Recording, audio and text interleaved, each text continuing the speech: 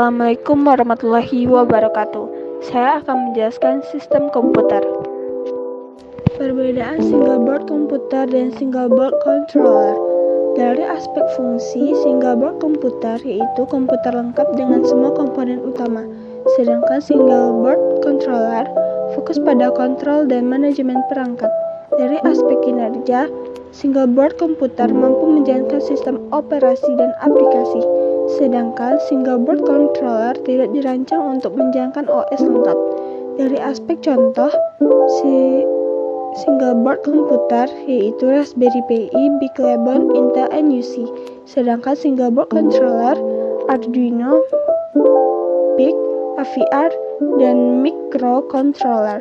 Dari aspek pengguna, single board komputer proyek dengan kebutuhan komputasi tinggi, sedangkan single board controller aplikasi embedded dan pengendalian perangkat. Dari aspek kompleksitas, single board komputer lebih kompleks, sedangkan single board controller lebih sederhana. Dari aspek daya, single board komputer biasanya lebih tinggi, sedangkan single board controller lebih efisien dalam penggunaan daya.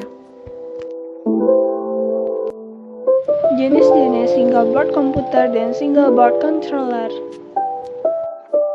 Jenis-jenis single board komputer. 1. BeagleBone Black, memiliki prosesor ARM dan dapat menjalankan Linux. Cocok untuk aplikasi yang memerlukan pengolahan data dan antarmuka jaringan. 2. Android, menawarkan performa tinggi dengan kemampuan untuk menjalankan berbagai sistem operasi, baik untuk proyek multimedia dan komputasi intensif. Yang ketiga, Banana PI, menyediakan berbagai antarmuka I atau O dan kemampuan menjalankan Linux. Digunakan untuk aplikasi server dan pengembangan. Jenis-jenis single board controller. 1. SP8266 atau SP32, microcontroller dengan kemampuan Wi-Fi dan Bluetooth, sangat populer untuk aplikasi Internet of Things. 2. Micro, didesain untuk pendidikan, memiliki berbagai sensor dan antarmuka yang mudah digunakan. Ideal untuk proyek pendidikan dan pemula.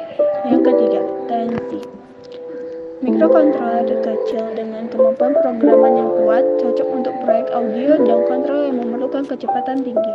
Yang keempat, STM32 Nucleo, board pengembangan untuk microcontroller STM32 dengan berbagai varian, digunakan dalam proyek industri dan pengembangan embedded. Yang kelima, Atmega 328, seperti dalam Arduino Uno, microcontroller populer yang sering digunakan dalam berbagai aplikasi embedded, ideal untuk proyek sederhana dan pendidikan. Berikut merupakan gambar single board controller. Sekian materi dari saya, terima kasih sudah menonton.